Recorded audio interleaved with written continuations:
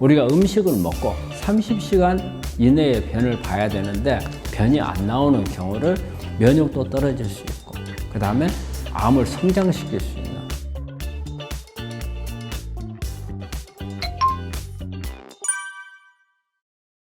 안녕하십니까. 통합의학으로 암을 치료하는 의사 문창식입니다. 암의 근본 원인은 어떻게 보면 우리가 이제 어떤 과학적인 근거에 입각해서 보자면은 암이라는 것은 아주 단순해요. 하나의 세포 안에서 여기에서 산화물, 특히 우리 미토콘드리아에서 에너지를 만드는 과정에서 나오는 산화물들이 유전자, DNA의 변이를 일으켜서 이 변이에 의한 신호에 의해서 암이 만들어지는데 주로 어떤 신호냐면 우리가 세포를 갖다가 이렇게 노화됐을 거나 손상을 받았을 때는 죽이는 이런 세포 자살 프로그램이 있거든요. 이 자살 프로그램이 파괴가 돼버리는 거예요. 그러면 죽지를 않는단 말이에요. 그리고 무한대로 계속 성장을 하게 하는 변이된 유전자들이 활동을 해서 계속 크는 거예요. 이게 죽지 않고 계속 크기 때문에 어때요? 그게 암이에요. 단순해요. 암은. 암은 정말로 어떠니? 미사일이나 폭탄을 장착한 그러한 존재라기보다도 아주 단순하니 하나 세포가 2개가 되고 4개가 되고 8개가 되면서 막 계속 쉬지 않고 커지는 거. 우리 정상 세포는 어느 정도 성장을 하면 멈추거든요. 더 이상 안 커져요. 그런데 암세포는 그렇게 계속 커지는 것 때문에 어떻게 보면은 가장 심플한 암이라는 이런 부분인데 그 외적인 부분을 한번 생각해 볼 필요가 있어요. 어떻게 보면은 암이라고 하는 것은 내 몸 안에 어떤 환경이 우리 세포가 정말 살기 힘든 환경이 됐을 때 마지막으로 몸부림치는 죽지 않게 몸부림치는 게 암이라는 생각을 많이 하게 돼요. 그래서 이 암세포가 왜 우리 몸 안에서 이렇게 죽지 않고 이렇게 살아갈 수 있는 암세포는 사실은 아주 약해요. 세포 중에서 가장 약한 거예요. 그래서 우리 대학 교수들이 암세포를 이렇게 배양을 해가지고 키우는 게 있거든요. 연구 목적으로. 그런데 이 암세포를 성장시키기 위한 환경을 만들기가 엄청 어렵다는 거예요. 환경을 좋게 만드는 게 아니에요. 환경을 나쁘게 만드는 거예요. 나쁘게 만드는 것은 그만큼 어렵거든요. 그런데 암에 걸린 분들은 내 몸 안에 그런 환경을 만든 거예요. 제가 예전에 동종요법이라는 것을 했는데 동종요법에 보면은 오행이 거기도 있어요. 우리 한방에 오행이 있잖아요. 이 뜻이 오행이 있는데 거기에 보면 이 5가지가 있어요. 그래서 심장하고 위하고 그 다음에 신장, 그 다음에 폐, 간 이렇게 한방 오행하고 거기 보면은 비슷해요. 그런데 동종요법에서 암이라고 하는 것을 어디에 두고 있냐면요, 간에 두고 있어요. 간에서는 모든 것을 해도 가는. 그래서 서양에서 동종요법에서는 그 중심을 간을 두고 있거든요. 근데 이 간에 대한 게 바로 암으로 표시가 돼요. 그래서 모든 질병의 총화가 암이라고 하는 거예요. 그래서 암이라고 하는 것은 어떻게 보면 서양에서도 서양 동종요법에서 보면 모든 질환의 총화다. 즉 뭐냐면 가장 나쁜 환경에서 만들어지는 거다. 정신적인 부분, 전인치료적인 부분에서도 보면 암은 어떻게 보면은 모든 질환의 가장 최후에 생기는 게 암이라는 이런 생각이 들고요. 그 암이라고 하는 게 이런 표현을 쓰는 경우도 있어요. 암은 육체의 정신분열증이고 정신분열증은 정신의 암이다. 이런 말을 쓰거든요. 그만큼 이 암하고 어떤 또 심리적인 부분하고 관련된 게 엄청 많아요. 그래서 육체가 망가지는 이런 부분들은 정신에 망가지는 정신분열증하고 같고 정신분열증에서 우리가 망가졌던 부분은 육체에 망가지는 이런 부분들하고 같다고 이런 생각을 하기 때문에 우리 암이라고 하는 것은 단지 우리 몸 안에 어느 한 구석에 있는 덩어리라고만 생각하시면 안 된다는 거예요.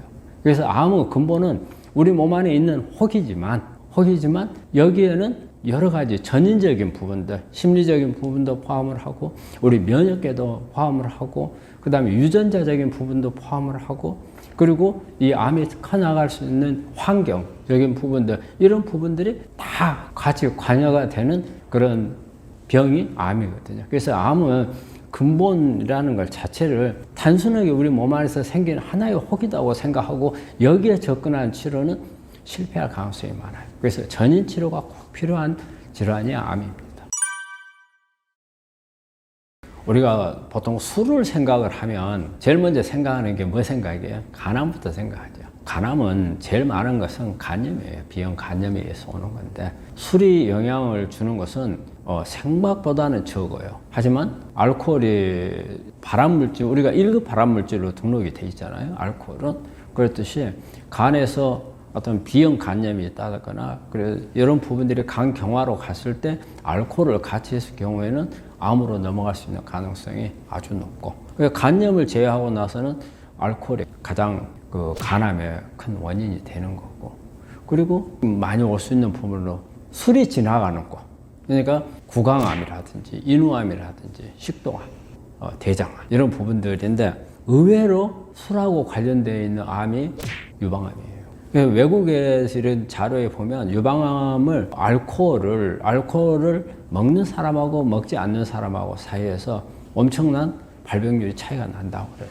그러면 유방암 환자들한테서 그러면 알코올이 어느 정도를 하면은 안 걸리고 어느 정도를 하면 걸리는가 이런 걸 보니까 거기에 자료를 보니까 재밌는 게 한 잔도 마시지 말아야 돼 있어요. 그만큼 여성들한테 술은 유방암을 유도할 수 있는 가능성이 아주 높다. 이렇게 돼요. 그래서 왜 그러면 술은 이렇게 암을 일으키는가? 우리가 마시는 술을 알코올 디하이드로지네이스라는 탈수소 효소가 있거든요. 이 수소 효소에 의해서 아세트알데히드라는 물질이 만들어져요. 그러면 이 물질이 이렇게 이제 유전자로 손상을 시켜가지고 암을 유도를 하는 거거든요. 근데 우리 술이 세다는 사람들이 있죠. 술이 세다는 사람들은 바로 이 수소 효소가 많아가지고서 빨리빨리 아세트알데히드를 바꿔주기 때문에 그렇거든요. 그래서 알코올을 많이 먹으면 알코올 농도가 높아지면 우리가 취하잖아요. 그래서 술이 센 사람들은 아세트알데히드를 빨리빨리 바꿔주니까 그래요. 그런데 그러면은 술이 센 사람하고 술이 약한 사람은 이 효소가 부족한 사람들이에요. 술이 센 사람이 이 효소가 많은 사람들이고, 암하고 관계에 있어서 차이가 있느냐? 오히려 술이 센 사람들, 이 효소가 많은 사람들이 오히려 가능성이 더 높다는 거예요. 왜냐하면 아세트알데히드를 더 많이 만들어내기 때문에, 그러니까 아세트알데히드 농도가 높아지기 때문에. 그래서 술은 세다고 자랑할 것은 아니다.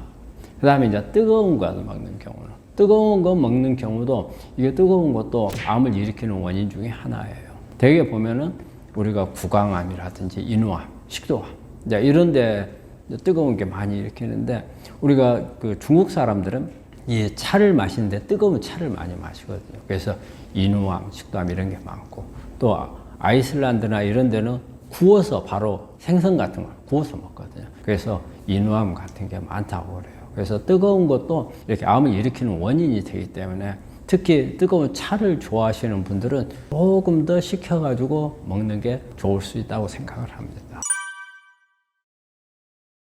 우리가 엄마 뱃속에서 태어날 때는 어떻게 유전자 변이가 없었잖아요. 그런데 커 나오면서 우리 외부에서 여러 가지 발암 물질하고도 접촉을 할 거고, 그다음에 우리가 매연이라든지 또 주변 환경의 변화라든지 또 내 몸 안에서 만들어지는 미세 환경들, 노폐물, 찌꺼기 같은 산화물이라든지, 그리고 우리 몸 안에 들어와 있는 중금속이라든지 이런 부분들이 전부 다 우리 세포 안에서 세포 안의 기능을 변화를 시키고, 이 기능 변화가 되면서 만들어지는 산화물들로 인해서 유전자 변이가 오게 되고 암으로 넘어가는 거잖아요.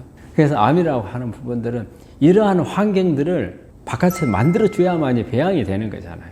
그러니까 얼마나 어려워요. 산화물도 만들어줘야지, 여러 가지 발암물질 줘야지. 이런 부분들을 바깥에서 배양을 할 때는 이런 걸로 하진 않겠지만, 그만큼 암이 성장할 수 있는 환경은 우리가 생각할 때는 나쁜 환경이라는 거죠. 그런 환경에서, 그러니까 암이 성장하도록 하기 위해서는 그런 요소들을 다 찾아가지고 만들어줘야 된다는 거죠. 그것도 어렵다는 거예요. 그것도.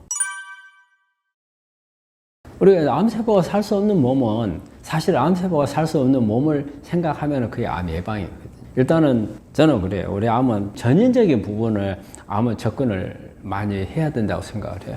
그러다 보면은 스트레스가 제일 크다고 봐요. 보통 우리가 암 환자들을 이렇게 상담을 해보면 암 걸리기 한 6개월에서 18개월 사이에 어떤 견디기 힘든 스트레스를 체크를 해보거든요. 그런데 한 절반 정도에서 보면은 그런 스트레스를 다 가지고 있는 분들이 많아요. 그래서 스트레스가 없어야 된다. 그 다음에 면역이 강해야 된다. 그리고 생활 습관이 아주 규칙적이고, 그리고 좀 건전한 생활 습관이 가져야 된다.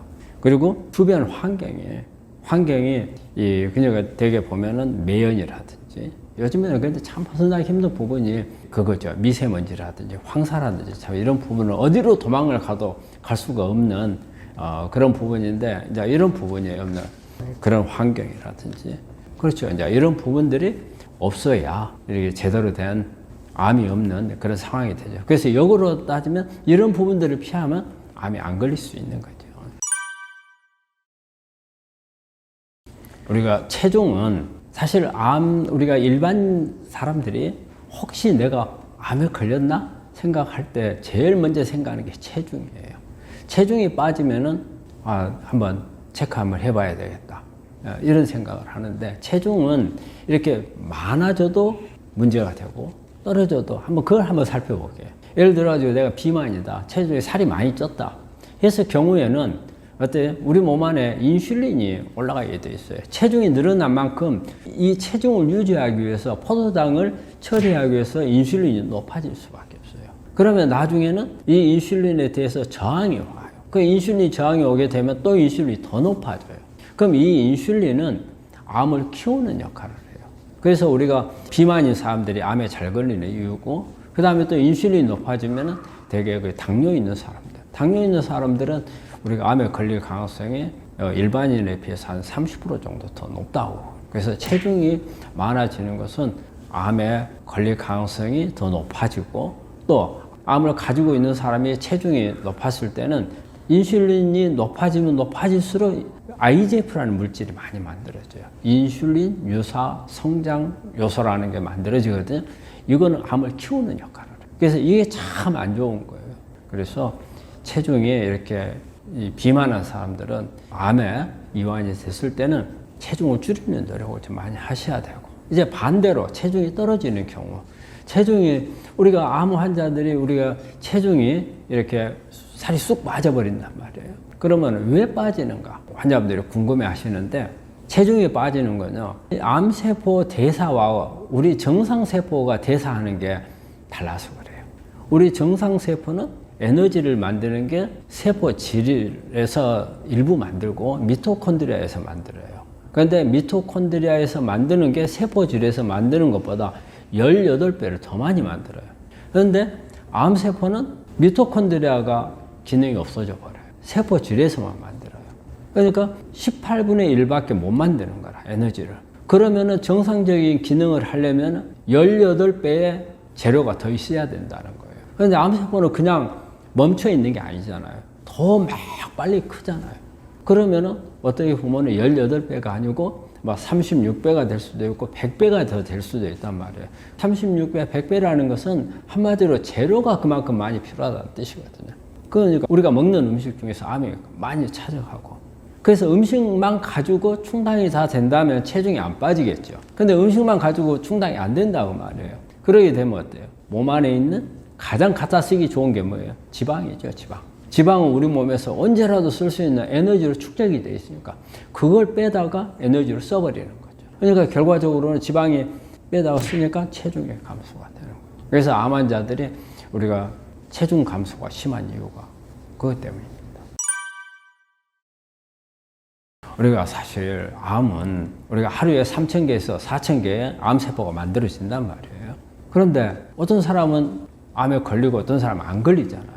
그러면 암세포는 대부분 뭐에 죽냐면, 일단은 기본적으로 우리 몸 안에 있는 유전자에 자살 프로그램이 있어요. P53이라는 유전자가 가장 강력한 자살 프로그램을 유도하는데, 이런 프로그램이 있어가지고 노화됐거나 이렇게 암으로 변할 수 있는 이런 세포들은 이게 다 죽여요, 먼저. 그런데 여기에서 이게 안 죽었을 경우에 암세포가 만들어질 수가 있거든요. 그리고 우리 이제 또 암세포가 이게 만들어졌을 때 그 다음 단계는 누가 와서 또 공격을 하느냐? 우리 면역세포가 공격을 해요.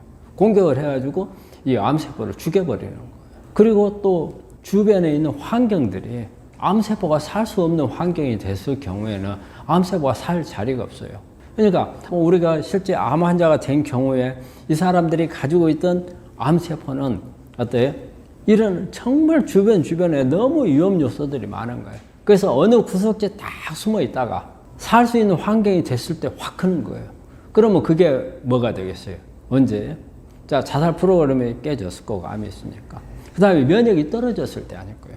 면역은 어떻게 보면은 나를 잡으러 돌아다니는 군인이나 경찰인데, 얘들이 기능을 못하게 버벅대거나, 아니면 어디엔가 또 다른 면역이 필요한 질환이 생겨가지고 그쪽으로 면역세포가 다 이동을 해버렸거나, 그래서 암세포가 클 수 있는 그런, 돌아다니더라도 면역세포에 안 잡힐 수 있는 환경이 됐다든지, 또 아니면은, 우리 이제 환경 중에서 특히 우리 암세포가 잘 살 수 있는 것은 저산소 지역이에요. 산소가 부족한 지역. 산소가 부족한 지역에서는 암세포는 잘 커요. 안 죽고. 그래서 이제 내 몸에 산소가 부족한 상태가 만들어졌다든지, 그리고 어떤 이 중금속이라든지 발암물질에 의해서 암이 촉진이 되는, 그러니까 이런 자기를 도와줄 수 있는 기회가 있을 때 암이 크는 거거든요. 이 암은 숨어 있다가, 안 죽고 숨어 있다가 그 기회가 됐을 때 성장을 해요. 그래서 암은 재밌는 게, 우리가 이렇게 일반인들이 이런 생각을 할 거예요. 암세포가 하나 만들어져서 크면은 끝장을 볼 거 아니냐. 정말 우리가 계속 커져가지고 검사상에 발견이 되고, 여기서 이제 어떤 이제 없어지거나 아니면 계속 성장을 해서 문제가 되거나 이럴 거 아니냐. 근데 암은 절대 그렇지 않아요. 뭐 0.001mm에서도 내 환경이 좋으면 죽어버리는 거예요. 그리고 예를 들어가지고 한 0.1cm 정도 와서도 우리 몸 안에 암을 죽일 수 있는 면역 시스템의 강화가 됐다든지 어떤 그런 환경이 됐을 때는 암은 없어져 버려요. 그래서 실제적으로 우리가 증상이 나와가지고 암이라는 진단을 받고 치료를 하게 되는 환자보다 우리 몸 안에는 그 몇 배에 발견되지 않는 암이 많다는 거예요. 그러니까 암을 예방을 한다는 것 자체도 그래요. 우리가 암은 한번 세포 하나 만들어져서 암으로 진단되기까지 걸리는 기간이 10년에서 15년이라고 하거든요. 근데 그 안에는 언제라도 이게 암을 없애버릴 수 있는 기회가 있어요. 그래서 우리 암 예방이라는 것은 우리가 일반적으로 예방이라 하면 생기지 못하게 하는 걸 말하잖아요. 암에서는 그런 개념하고 좀 달라요. 암은 생기지 못하게 하는 것도 있겠지만 성장하는 가운데 우리 진단은 되지 않게 중간에서 어떤 우리 몸에 어떤 좋은 암세포가 살기 어려운 환경을 만들어주면 암세포는 없어져 버릴 수가 있어요. 그래서 암은 그런 좋지 않은 환경에 노출이 됐을 그 기회를 노려야 클 수가 있는 거예요. 그래서 암은 기회만 노린다는 거예요. 대장은 우리 몸에 먹은 음식의 마지막 단계, 이게 배변하기 직전 단계잖아요. 그래서 예전에는 우리가 대장은 단순히 배설기관이라고 생각했는데 요즘에는 아주 대장이 아주 중요한 기관이에요. 대장에서 어떤 그 대장이 역할을 하느냐에 따라서 암을 예방할 수도 있고 암을 만들 수도 있어요. 그러면 우리가 특히 숙변 같은 경우는 어떤 걸 말하냐면 우리가 내시경을 받은 분들이 이런 이야기를 해요. 우리가 숙변 이야기를 하면 저 얼마 전에 내시경 받았는데요. 대장이 깨끗하다고 했어요. 그래서 저는 숙변이 없어요. 이런 말 하거든요. 근데 그건 잘못된 생각이거든요. 숙변이라고 하는 것은 우리가 관장을 다 해가지고 대장을 들여다 봤을 때 깨끗하게 보이는 그런 것을 그때 만약에 거기에 어떤 변이 붙어 있다. 이걸 숙변이 아니에요. 다 긁어내고 난 후에 대장을 보면 반짝반짝해요. 대장 내시경으로 보면. 그런데 여기에 이 대장에 막이 하나 쳐져 있어요. 이 막이 숙변이에요. 근데 막이 반짝반짝하고 투명하게 보여서 우리가 눈에 잘 보이지는 않는데 어떤 경우에 이걸 알 수 있냐면요. 우리가 관장을 여러 차례 하게 되면은 이 장을 계속 씻어내요. 근데 아무것도 안 먹고 그 다음에 관장을 해가지고 변이 다 빠졌을 것 같은데도 이게 이제 막 쑥색으로 아주 고약스러운 냄새가 나는 이제 이런 변들이 나중에 나와요. 그럼 이게 어디서 나왔는지도 모를 정도에 이게 나오거든요. 바로 그게 장벽에 붙어있던 이런 반짝반짝했던 막을 형성했던 이런 변이 바로 숙변이에요. 그러면 이 숙변이 무슨 역할을 하느냐면요. 장벽하고 이 반짝반짝 막 사이에 균이 들어있어요. 그래서 우리가 항생제를 먹거나 뭘 하더라도 이 막을 뚫지를 못해요. 그래서 숙변 안에 있는 이런 균들이, 나쁜 균들이 많으면 이 균들이 장벽을 손상을 다 줘요. 그래서 이 장에 있는 점막을 손상을 주어가지고 우리가 과민성 대장염도 일으키고 알러지도 일으키고 막 하는, 심지어는 면역을 떨어뜨려서 암까지도 유도할 수 있는 그런 부분들을 만들어지는 게 바로 그 자리에서 좋지 않은 숙변이 있는 환경이거든요. 그래서 숙변이라고 하는 것은 이제 그걸 말하는 거예요. 장벽에 붙어 있는 막처럼 돼 있는 변을 숙변이라고 하고, 그 다음에 이제 우리가 변비라고 하는 것은 우리 환자분들이 변비 개념을 잘 몰라요. 우리가 그럼 변비를 어떨 때 변비냐? 나 하루 TV 못 봐도 변비고, 이틀 못 봐도 변비고, 아니면은 변을 보고 싶은데 안 나오도 변비고, 그 개념이 정확히 모르는데, 정의상으로 보면 변비는 우리가 음식을 먹고 30시간 이내에 변을 봐야 되는데 변이 안 나오는 경우를 우리가 변비다 이런 개념으로 하고 있어요. 그럼 변비가 암에 어떤 영향을 주느냐?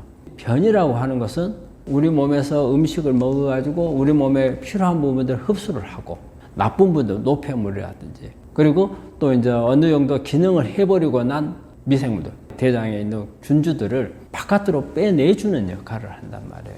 근데 여기에는 여러 가지 노폐물이라든지 발암물질이라든지 다 섞여 있어요. 그러니까 이걸 빨리 빼줘야 되는데 이걸 빼주지 못했을 때는 이놈들이 이제 사고를 칠 수 있는 거예요. 발암물질이 못 나올 경우에는 오랫동안 축적이 돼 있으니까 이게 암을 일으키는 원인이 될 수도 있고, 그리고 또 좋지 않은 미생물들이 안에서 계속 번식을 하게 되면 우리 몸에 암에 유해한 이런 물질들을 많이 만들어낼 수 있어요. 그래서 빨리 빼줘야 돼요. 그런 부분들을 하지 못하게 되니까 면역도 떨어질 수 있고, 그 다음에 암을 성장시킬 수 있는 이런 부분의 역할도 할 수도 있고, 또 발암물질을 만들어낼 수도 있는 그런 좋지 않은 그런 부분들을 이야기하는 게 변비죠. 사실은 우리 장내 미생물은 우리 인간은 몸하고 장내 미생물하고를 우리가 개념적으로는 별개를 두잖아요. 그런데 실제 유전적으로 이렇게 미생물들을 분석을 해보고 이렇게 했을 때 인간과 미생물과는 분리를 할 수 없다고 되어 있어요. 왜냐하면 우리가 진화하면서 우리 인간이 가지고 있는 유전자나 우리 장내에 있는 미생물들이 가지고 있는 유전자들이 서로 공유를 하는 경우가 있어요. 그래서 지금까지 인간이 존재하는 지금까지 같이 공생을 해왔던 거예요.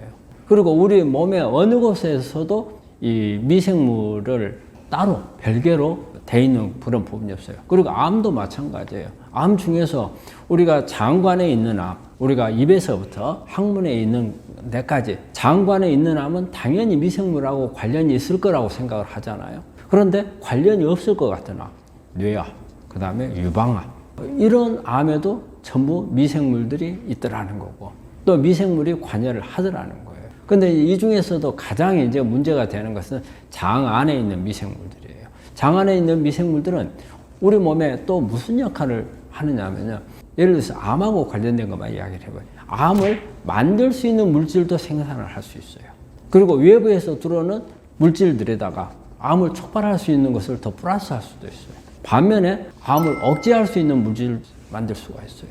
그렇기 때문에 장이 좋아야 오히려 우리 몸에 이롭게 만들고 면역도 높여주고 암을 억제해주는 기능을 하는데, 잘못 관리해서 나빠지면 오히려 암을 키울 수도 있고 면역을 떨쳐가지고 더 악화될 수도 있고, 또 하나는 요즘에 중요한 게 있어요. 장이 정말 중요한 거예요.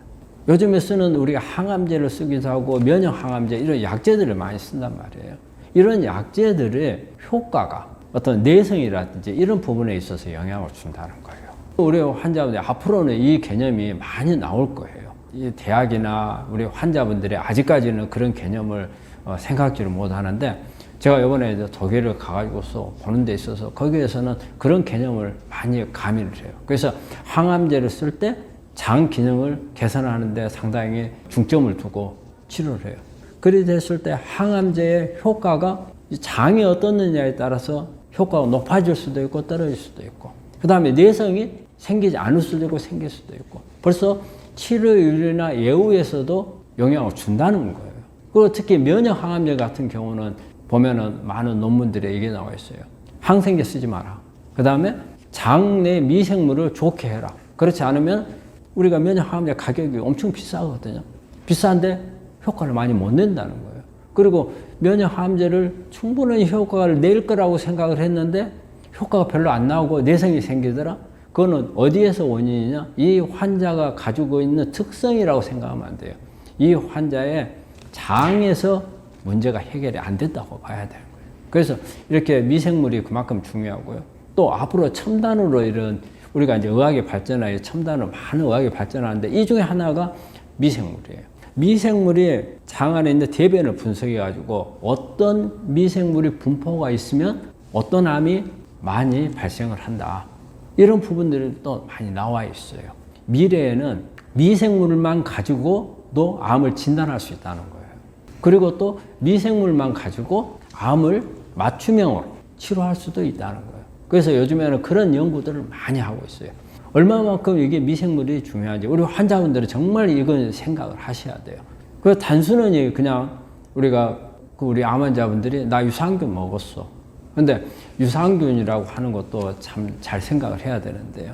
단일 유산균은 장 건강을 위해서는 좋을 수 있겠지만 암을 치료하는 데 있어서는 어떤 단일 균주에 의한 유산균보다는 다양한 균주를 같이 가지고 있는 그런 유산균들을 이용을 해야 되고 또 그래서 우리가 이제 그런 프로바이오틱스라든지 또 식이섬유를 많이 줘야 돼요. 식이섬유는 우리 미생물들의 밥이에요. 좋은 미생물들의 밥입니다. 그래서 식이섬유를 많이 먹도록 해야 되고 그리고 이런 부분들이 장이 너무 엉망해서 안 될 때는 지금 암은 치료해야 되고 급하잖아요.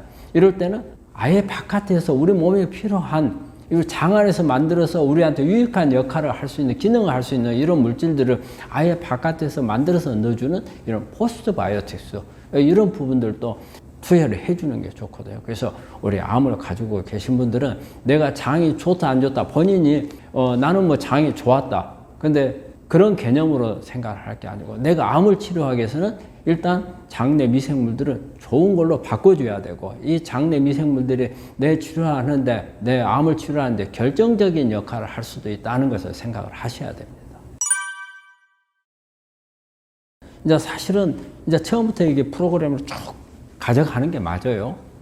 그 이제 프로그램이라는 것은 일단은 장 안에 있는 나쁜 균들이 많으면 이걸 다 죽여야 돼요. 그 죽이고 나면 장 안에 있는 장벽에 상처들이 많이 나 있거든요. 이걸 또 상처를 치료를 다 해야 돼요. 그리고 이제 좋은 균주들을 또 넣어가지고 새롭게 좋은 균주들만 이 안에서 장 안에서 살 수 있도록 그런 환경을 만들어 줘야 되는데 이것은 어떻게 보면은 예방 차원에서 하는 게 오히려 맞고 암이 걸렸는데 지금 막 치료하고 있는 과정에 뭐 수술하고 항암 방사선을 하고 있는 과정에 그런 걸 할 수는 없잖아요. 그래서 이럴 때는 일단 유산균 지제를 같이 약제를 쓰면서 같이 써야 되는 그런데 저는 가장 좋은 것은 그때는 포스트바이오틱스를 쓰는 게 좋다. 그 다음에 항생제를 가능한 쓰지 마라. 왜냐하면 항생제에 들어가서 다 죽여버리니까 균이. 그러면 그 균들이 해야 할 역할을 다 없애버리잖아요. 근데 우리가 암 치료하는 과정에서 항생제를 쓸 수밖에 없는 경우들이 있단 말이에요. 예를 들어가지고 수술하게 되면 상처를 낫기 위해서 감염이 안 돼야 되니까 항생제를 써야 돼요. 항암하는 과정에서 갑자기 어떤 백혈구가 떨어져가지고 감염이 됐다? 이랬을 때는 또 항생제를 써야 되고 그런 어쩔 수 없는 경우를 제외하고 쓸데없는 경우에 예를 들어서 감기에 걸렸는데 암 환자도 감기 걸릴 수 있잖아요. 감기에 걸렸는데 뭐 혹시 모르니까 항생제를 쓴다? 이런 부분들. 그 다음에 원인도 모르게 열이 나니까 무조건 항생제를 쓴다? 이런 부분들을 피하는 게 좋다. 항생제를 가능한 피해야 되고 그 다음에 음식 같은 것을 좋은 균들을 만들 수 있는 음식들을 넣어줘야 한다는 거예요. 그러려면은 식이섬유가 많은 거.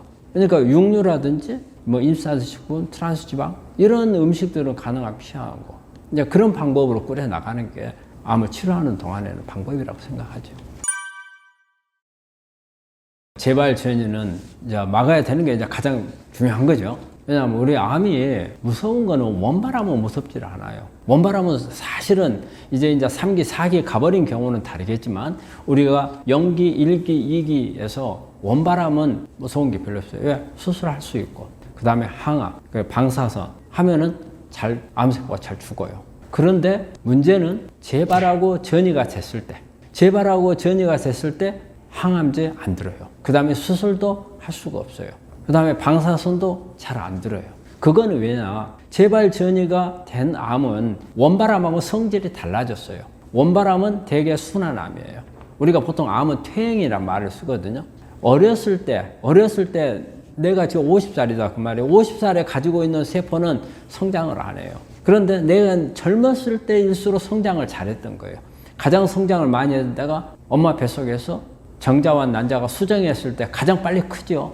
암도 마찬가지예요. 암세포가 이게 젊어지면 젊어질수록 성장을 빨리 해요. 그러면 가장 성장을 잘하는 게 줄기세포였을 때. 줄기세포라는 것은 엄마 뱃속에 있을 때 막 만들어져서, 그래서 우리가 배아줄기세포는 말을 쓰거든요. 이게 그 배아줄기세포의 상태의 세포로 암세포가 만들어지는 것은, 그게 이제 우리가 암줄기세포 이런 말을 쓰거든요. 이 암줄기세포는요, 항암제 안 들어요.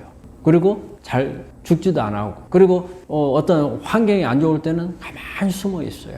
환경이 좋기만 하면 바로 하고. 그래서 재발 전이암은 우리가 무서워하는 이유는 그거예요. 그래서 재발 전이암이 만들어지면 안 된다는 거죠. 그러면 우리가 누구는 재발 전이암 만들고 싶은 사람이 어디가 있어요?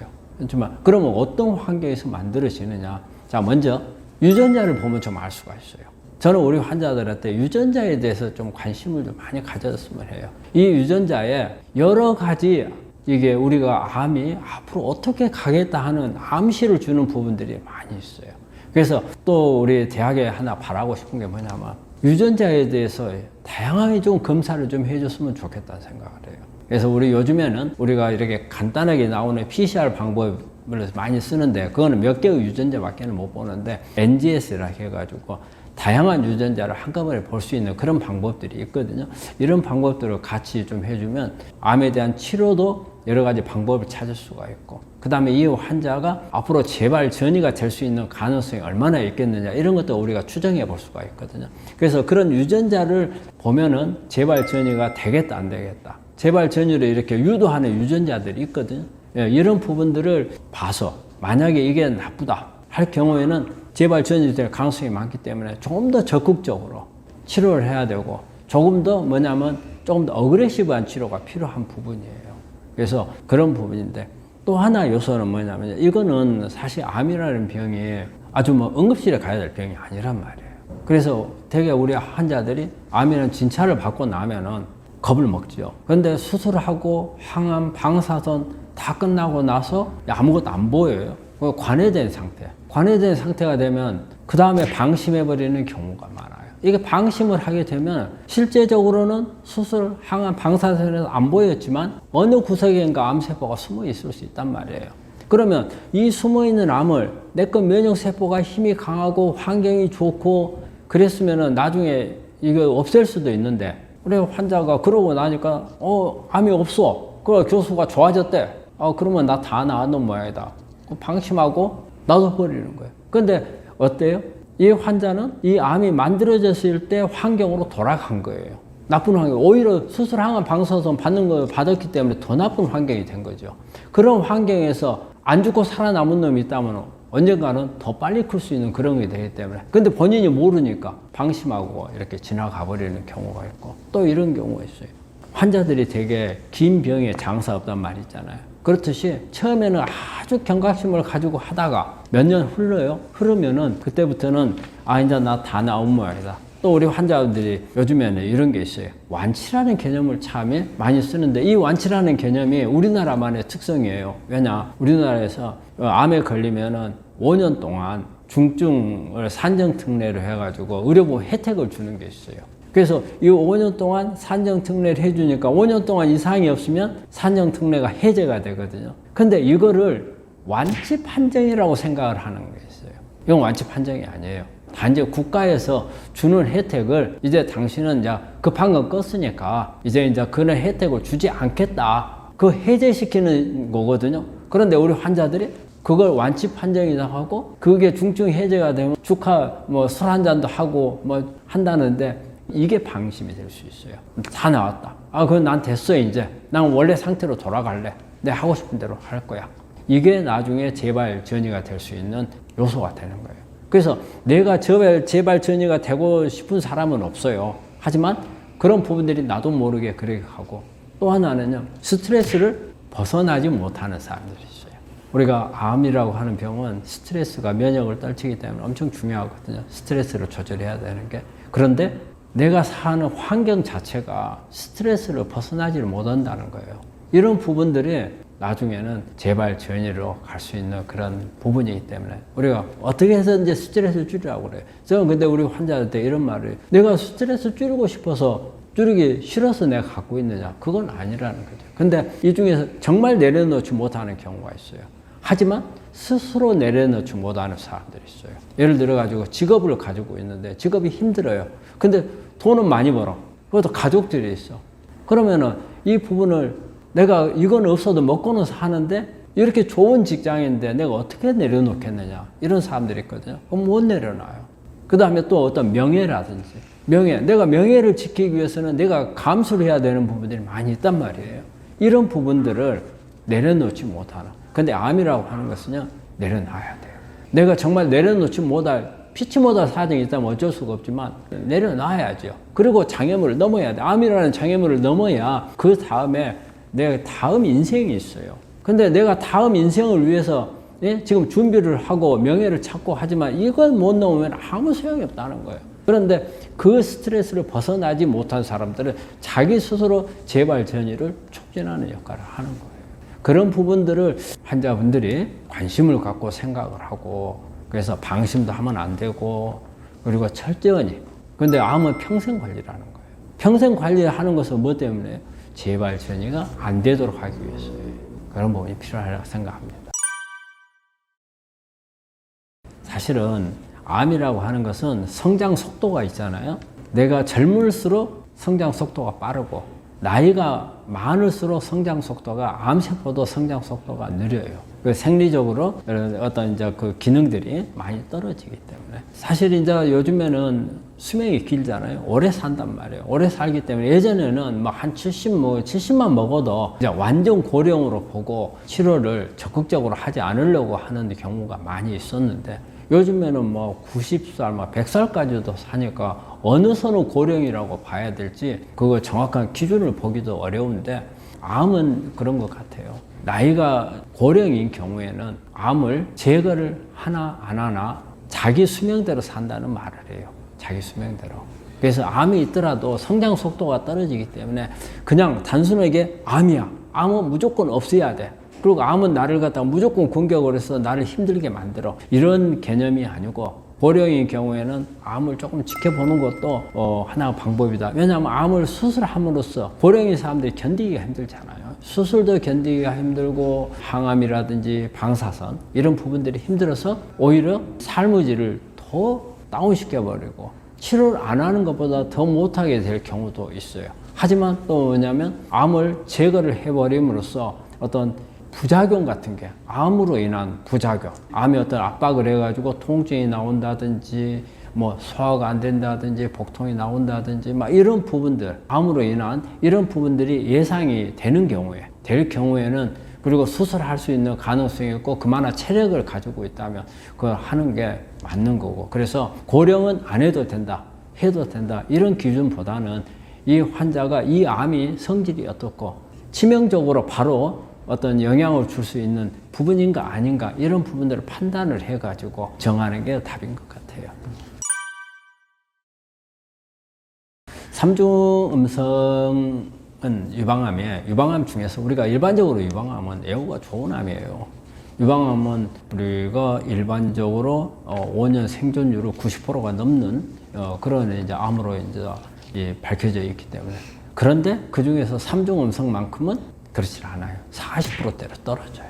그래서 삼중음성은 그럼 어떤 성질을 가지고 있느냐? 출발부터 달라요. 일반 유방암하고. 일반 유방암은 상피세포에서 출발을 해요.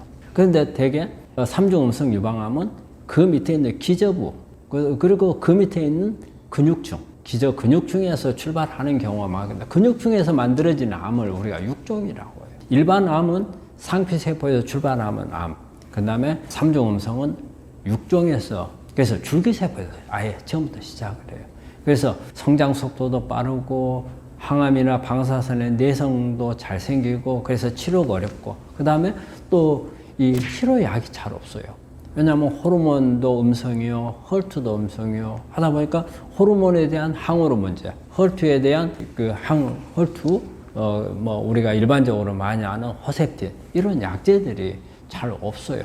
다른 표적 치료도 잘 없고, 유일하게 쓸 수 있는 게 어쨌든 수술이나 세포독성 항암제, 이런 부분밖에 없기 때문에.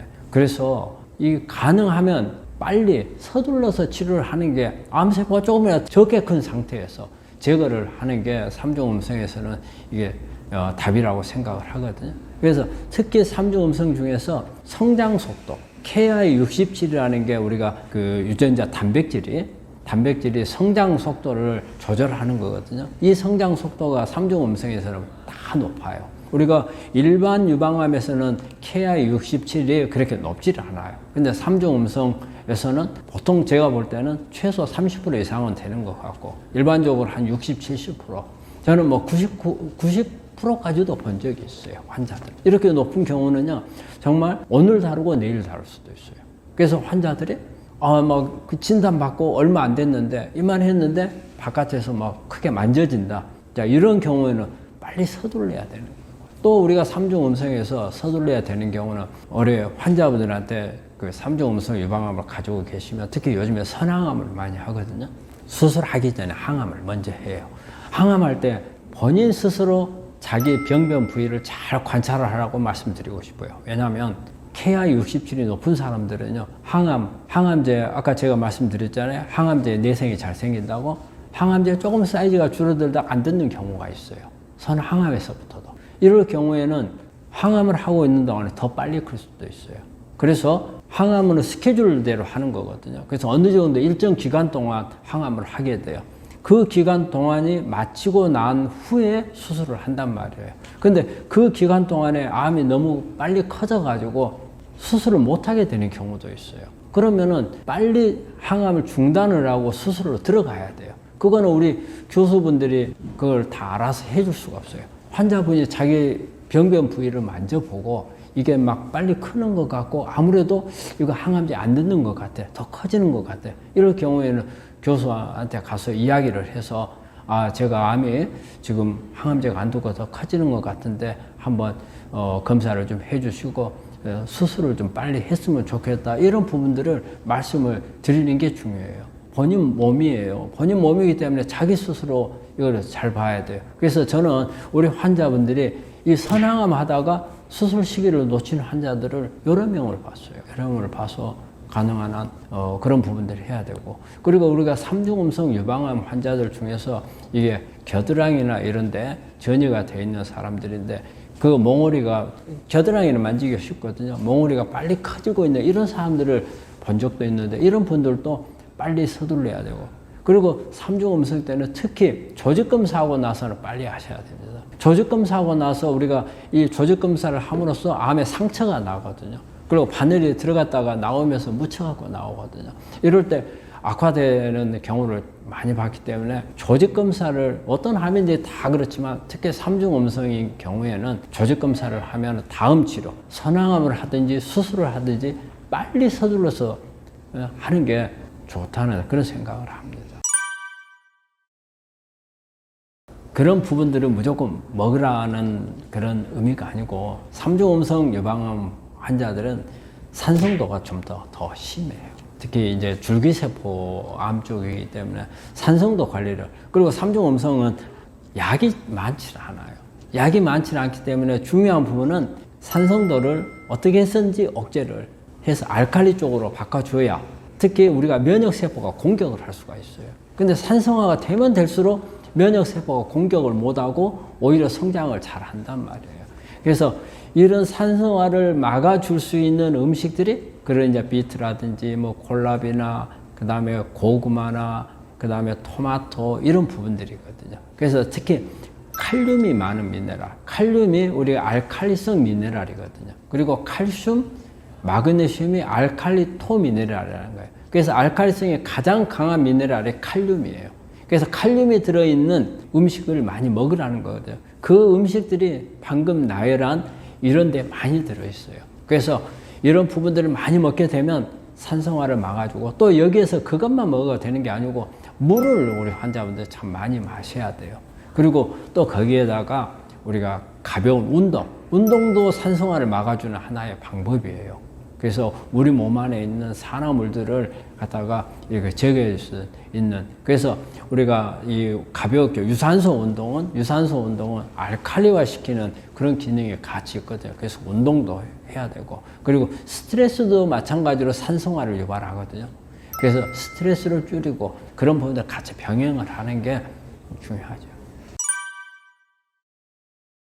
고주파를 제가 이제 권하는 것은 단순한 이 고주파만 말하는 게 아니고 체온을 높여줘야 된다는 이제 그런 의미 같아요. 왜냐하면 3중 음성은 치료가 잘 안 되는 암이기 때문에 그러는 거예요. 약이 많이 없기 때문에 그러는 거예요. 그렇기 때문에 일단은 3중 음성 때 제일 중요한 것은 산성화를 막아주는 것도 있겠지만 면역을 높여주는 게 아주 중요해요. 어떻게 해서든지 면역을 높여야 돼요. 우리가 3중 음성 이런 줄기세포를 잡을 수 있는 것은 면역세포가 강화를 돼서 이 면역세포들이 줄기세포를 공격할 수 있게 만들어주는 게 아주 중요하거든요. 우리가 그런 면역을 높여줄 수 있는 것 중에서 가장 좋은 방법 중에 하나가 체온을 높이는 거예요. 열을 바깥에서. 그러니까 자기 스스로 체온을 많이 못 만들어요. 암 환자들은.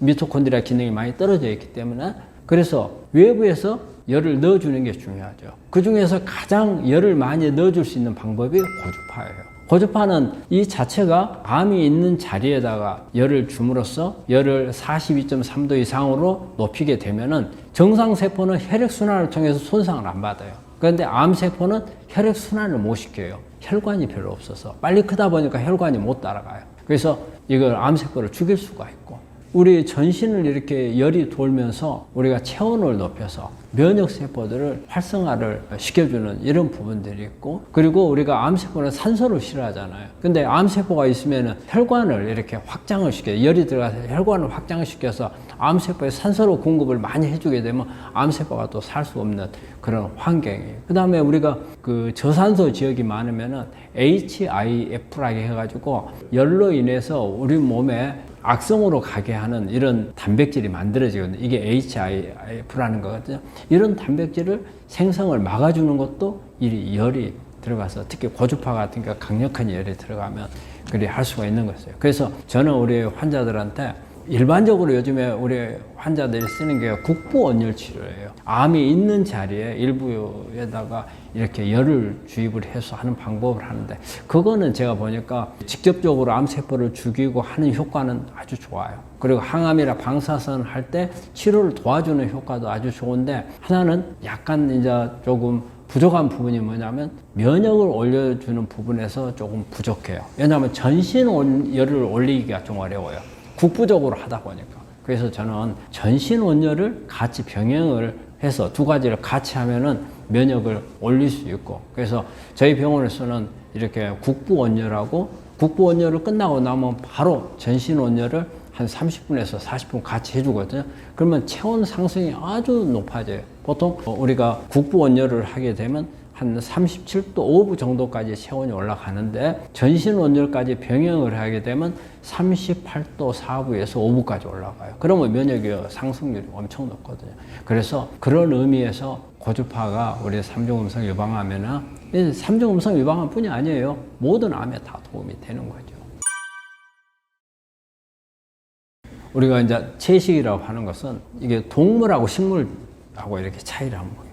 동물은 적이 오면은 어때요? 자기가 싸워가지고 적을 이기거나 아니면은 못 이길 것 같으면 도망을 가버리잖아요. 그렇기 때문에 자기가 자기 방어할 수 있는 것을 자기가 움직여서 할 수가 있어요. 그래서 자기 몸에다가 어떤 이것을 보완할 수 있는 장치들은 안 만들어요. 근데 식물은 땅에 뿌리를 박고 있어요. 도망을 못 가요. 그러면 적이 이렇게 왔을 때 계속 속수무책으로 당할 수밖에 없잖아요. 그래서 식물도 뭔가가 종족 유지하고 수천 년, 수만 년 동안 종족을 유지하고 살 수 있는 것은 자기 자신에다가 방어막을 쳐놓은 거예요. 이 방어막을 어디에 쳐놨겠어요? 다 껍질에다가 쳐놨죠. 이 방어막이 어떻게 보면은 적을 죽이기 위한 독이에요. 대개 이 방어막을 누구를 공격하기 위해서 해놨겠어요? 동물이죠, 동물. 동물이 와서 뜯어먹고 하니까 자기를 공격하는 거니까 동물을 죽일 수 있는. 그래서 이 채소라든지 이런 가지고 있는 이런 방어막이 되게 껍질에 있고, 우리가 이제 이 껍질을 고상한 말로 이 안에 있는 성분들을 파이토케미칼이라는 이런 말을, 이 파이토케미칼이라는 말이 식물성 화학 물질이란 말이거든요. 네, 이거죠. 근데 우리가 말이 그러잖아요. 독이는 아주 양이 많았을 때는 독이고 아주 저용량으로 쓰면 약이 된다는 것처럼. 그래서 우리가 채식에 우리 암 환자들의 특히 껍질에 있는 여러 가지 파이토케미칼들이 유전자를 조절하는 역할을 많이 해요. 그래서 우리가 암이라고 하는 것은 유전자가 변이가 와가지고 변이된 유전자에서 암이 만들어지기 때문에 이 변이된 유전자를 조절할 수 있는 이런 부분들이 대부분을 보면은 이런 식물의 껍질에 있는 파이토케미칼들이에요. 우리가 쓰고 있는 항암제라든지 이런 부분도 보면은 대개 이런 식물에서 추출하는 게 많아요. 그런 파이토케미칼을 가지고 우리가 항암제를 만들고 표적치료제도 그런 걸 만들거든요. 그래서 이렇게 채식은 이거 자체가 껍질에 있는 항암제를 채식이 가지고 있다고 볼 수가 있죠. 채식의 또 하나의 중요한 건 뭐냐면요. 식이섬유. 식이섬유로 역할을 해요. 그럼 왜 식이섬유가 제가 이 식이섬유를 이야기를 하느냐면요. 우리가 식이섬유를 많이 먹어야 되는 원인 중에 하나가 우리가 변을 잘 보고 장을 좋게 해주는 좋은 균주가 살게끔 하는 이런 역할만 생각을 했는데 오히려 항암 역할을 할 수가 있어요. 식이섬유가. 식이섬유를 먹게 되면 우리 몸 안에 있는 좋은 균들, 유익균들에 의해서 이게 지방산, 뷰티릭산이라는 지방산을 만들어요. 그러면 이 뷰티릭산을 유전자를 억제하는 힘이 있어요. 뷰티릭산이 우리가 H닭이라는 암 중에서도 우리가 악성으로 줄기세포 암 쪽으로 유도를 하는 유전자가 H닭이라는 유전자가 있거든요. 이 유전자를 억제할 수 있는 게 바로 뷰티릭산이에요. 이걸 식이섬유가 만들어줘요. 그러면 결과적으로 뭐예요? 식이섬유가 항암제를 만들어서 우리 몸에 치료할 수 있도록 도와줄 수 있다는 거죠. 그래서 채식은 항암제라고 말할 수가 있는 거죠. 그래서 채식을 많이 해야 돼요. 예전에는 암은 일단 진단을 받으면은 제일 먼저 떠오르는 게 이건 나 죽을 수 있다. 죽음을 먼저 떠올랐잖아요. 그리고 그 당시만 해도 예전에는 암으로 인한 생존율이 한 40%. 그 정도밖에 안 되니까 암에 걸렸을 경우에 산 사람보다는 죽은 사람이 더 많았죠. 근데 요즘에 와가지고는 암의 생존율이 73%, 75%. 그리고 어떤 암은 90%가 넘어요. 갑상선 암 같은 경우는 거의 99%라 할 정도로 이제 생존율이 높아졌고, 그래서 암이라고 하는 것 자체가 어떤 죽음을 연상할 수 있는 이제 질환은 아니라고 봐요. 그리고 앞으로도 수많은 치료법들이 나온단 말이에요. 정말 첨단의 치료법들이 나와서 어려운 암들도 전부 다 해결을 하고 그랬어요. 요즘에는 암 자체를 갖다가 죽음을 연상하는 그런 정도의 생각은 할 필요가 없다고 생각을 해요. 근데 그게 자기 자신이 열심히 노력을 하고 관리를 하고 치료를 했을 경우에 말하는 거예요. 그냥 방치했을 경우에는 그런 게 아니에요. 근데 우리 환자분들이 이런 게 있어요. 어느 그 기준에서 자기가 할 수 있는 걸 하고 나머지는 그냥 기대하는 이런 부분들이 있어요. 저는 그 기대한다면 치료율이 높아지는 건 아니에요. 왜냐? 암은 절대 하나의 치료법으로 좋아지지 않는다는 거예요. 여러 방향에서 같이 때려줘야 돼요. 암이 무지하게 영리해요. 그래서 한 방향에서 때리면 이걸 피하는 방법을 꼭 연구를 해요. 다른 방향으로. 그러면 튀어나가는 방향에서 때려줘야 돼요. 그래서 어디로 도망을 못 가게. 근데 이런 부분들을 다 같이 했을 때 암은 죽음하고 멀어지는 거예요. 죽음하고. 그래서 요즘엔 암을 이렇게 표현하죠. 죽음을 연상하는 암이라기보다는 만성질환이다. 만성질환. 우리가 고혈압, 당뇨, 고지혈증, 자가면역질환, 이게 전부 다 만성질환이잖아요. 근데 그런 개념하고 만성대사성 질환. 근데 암도 이제는 만성대사성 질환으로 봐요. 왜냐하면 암도 대사하는 가운데서 만들어져서 생긴 병이 암이기 때문에. 그래서 암은 별도가 아니고 이런 만성대사성 질환 중에 하나라고 볼 수 있거든요. 그 만성대사성 질환은 어때요? 평생 가지고 가는 거예요. 암도 마찬가지로 평생 가지고 간다고 생각해야 돼요. 암은 완치란 말 함부로 쓰시면 안 돼요. 암은. 왜? 10년, 15년 후에도 재발할 수 있어요. 그러면 그때까지 관리를 해야 되고, 그 다음에 더 관리를 해야 되는 이유가 있어요. 암에 한 번 걸린 사람들은요, 다른 사람, 안 걸린 사람에 비해서 2차암, 3차암이 잘 와요. 왜? 면역이 그만큼 더 취약하다는 뜻이에요. 환경이 취약하게 된 거예요. 그러면은 이 암 하나로서 끝나는 게 아니란 말이에요. 다음 암이 또 올 수 있어요. 그 다음 암도 올 수 있어요. 그러니까 어때요? 일반 사람들도 암을 예방하기, 안 걸리기 위해서 오랫동안 관리를 하는데 암을 한번 걸린 사람들은 더 열심히 해야죠. 그래서 이제 뭐냐면 평생 관리하는 질환이다. 이제 이렇게 이제 표현을 하기 때문에. 그래서 암은 이제는 어떤 불치병은 아니라, 그래서 만성 질환이고 오래 관리해야 되는 질환이고, 또 암은 좋은 게 하나 있어요. 암을 걸리고 나서 내가 평생, 내 수명이 원래 80세까지 살 수 있었어. 근데 90세까지, 암 때문에 90세까지 살 수 있다는 이야기를 저는 이제 우리 환자한테 하거든요. 왜냐하면 암 걸리기 전까지는 자기 몸을 너무 혹사시켰어. 그래서 암을 걸리고 나면은, 아, 이제는 아니네. 내가 관리를 해야 되네. 그때부터 몸을 관리를 해서 오히려 암을 극복하고 나서 그 관리한 것 때문에 내가 더 오래. 근데 암을 앓지를 않았으면은 수명을 그렇게 오래 살지 못할 수도 있단 말이에요. 관리를 해가지고 오히려 더 살게 할 수도 있거든. 그래서 암은 이게 오히려 내 수명을 더 높여줄 수 있는 그런 질환도 될 수도 있다. 요즘에 환자분들 몸 관리를 많이 하셔야 돼요. 우리 환자분들이 몸 관리를 아주 잘 하셔야 될 때니까 특히 면역 관리를 잘 하셔야 됩니다. 여러분들 조금 더 나름대로의 면역을 관리할 수 있는 방법들을 찾아가지고 노력을 하시고, 잘 모르신 분들은 저희 방송을 보면 저희가 다 가르쳐 드립니다. 열심히 최선의 노력을 다 하시기를 바랍니다. 감사합니다.